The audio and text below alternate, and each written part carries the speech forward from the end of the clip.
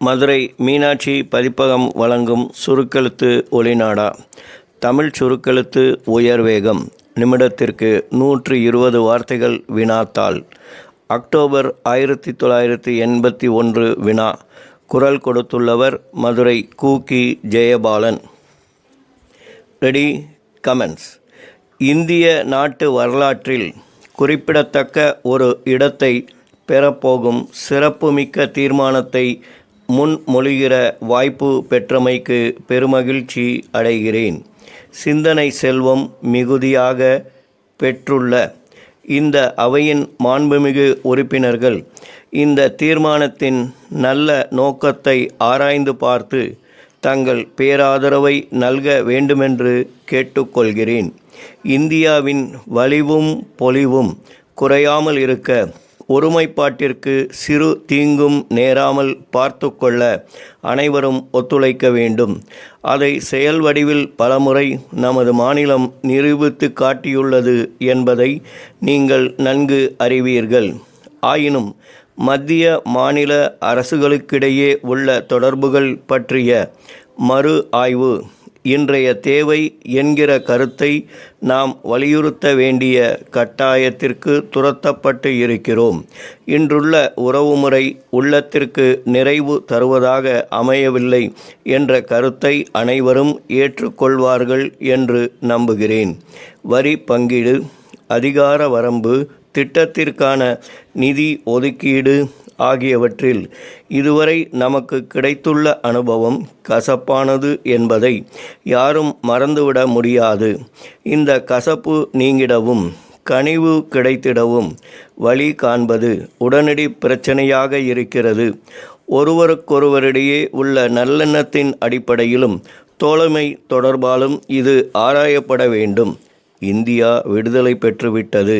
ஆனால் அதன் அவயங்களைப் போல உள்ள மாநிலங்கள் மட்டும் மத்திய அரசிடம் அதிகார குவியல்கள் என்னும் விலங்குகளால் கட்டுண்டு கிடக்கின்றன.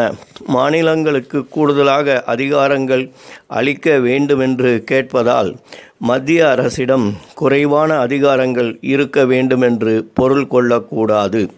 மத்திய அரசின் வலிவு காக்கப்படுகிற அளவிற்கு அதிகாரங்களை வைத்துக்கொண்டு எஞ்சியுள்ள அதிகாரங்கள் அனைத்தையும் மாநிலங்களுக்கு வழங்க வேண்டுமென்பதே நம்முடைய கோரிக்கையின் உயிர் மூச்சாக உள்ளது என்பதை தெளிவுபடுத்த கடமைப்பட்டு இருக்கிறேன். இருக்கின்ற அதிகாரங்களை பயன்படுத்தி என்ன சாதித்து விட்டீர்கள் என்ற வினாவிற்கு விடையளிக்க வேண்டியது என்னுடைய பொறுப்பாகும். உணவுத்துறையில் நாம் எஞ்சியுள்ள தன்னிறைவு காரணமாக இந்தியாவிலுள்ள பல மாநிலங்களுக்கு நாம் உணவுப் பொருள்கள் வழங்க முடிந்தது. விவசாய தொழிலாளர்களுக்கு குடியிருப்பு மனைகள் அளிக்க முடிந்தது. புரட்சிகரமான நில சீர்திருத்த சட்டம் நிறைவேற்றப்பட முடிந்தது. அரசு ஊழியர்களுக்கு குடும்ப நலத்திட்டம், முதியோர்களுக்கு ஓய்வூதிய திட்டம், தொழிலாளர்களுக்கு நிர்வாகத்தில் பொறுப்பளித்தல், முதலீட்டில் பங்களித்தல் என பல்வேறு சமுதாய நலத்திட்டங்களையும் கொண்டு வருவதற்கு முடிந்தது என்பதை தெரிவித்துக் கொள்கிறேன். இன்னும் செய்ய வேண்டிய சாதனைகளுக்கு அதிகார குவியல்கள் எந்த வகையில் குறுக்கீடாக உள்ளன என கேட்கப்பட்டது.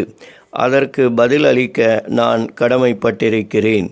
பல உர தொழிற்சாலைகள் நம் மாநிலத்தில் உள்ளன. அந்த தொழிற்சாலைகளுக்குள்ளே நுழைந்து அங்குள்ள இருப்புகளை சரிபார்க்கவோ, விநியோக முறைகளை பரிசீலிக்கவோ, தவறு நடந்தால் உரத்தை பறிமுதல் செய்யவோ மாநில அரசுக்கு அதிகாரம் இல்லை. இதன் விளைவாக எவ்வளவு தவறுகள் தனியார் உர விநியோகத்தில் ஏற்பட்டிருக்கின்றன என்பதை இங்கே பலமுறை சுட்டி காட்டியிருக்கிறேன். சோளம், கம்பு, கேழ்வரகு போன்ற சிறு தானியங்களை ஒரு மாநிலத்திலிருந்து மற்றொரு மாநிலத்திற்கு எடுத்து செல்லக்கூடாது என்கிற தடை இருந்தது. மாநில அரசுகளை கலக்காமல் அந்த தடையை மத்திய அரசாங்கம் நீக்கிவிட்டது. ஆயினும் சிறு தானியங்களின் விலை 50% மேல் திடீரென்று உயர்ந்திருக்கிறது என்பதை நாம் உணராமல் இல்லை. இவ்வாறு பலவற்றை நான் எடுத்து கூற முடியும். மக்களின் இன்ப துன்பங்களோடு பின்னி பிணைந்திருப்பது மாநில அரசு. மாநில அரசுகளின் அதிகாரங்கள் கூடுதலாக்கப்பட்டால் தன்னிறைவு பாதையை நோக்கி ஒவ்வொரு மாநிலமும் நடைபோடும். தன் சுய முயற்சியால் இந்தியா முன்னேறும் என்பதில் சந்தேகத்திற்கு இடமில்லை. ஸ்டாப்.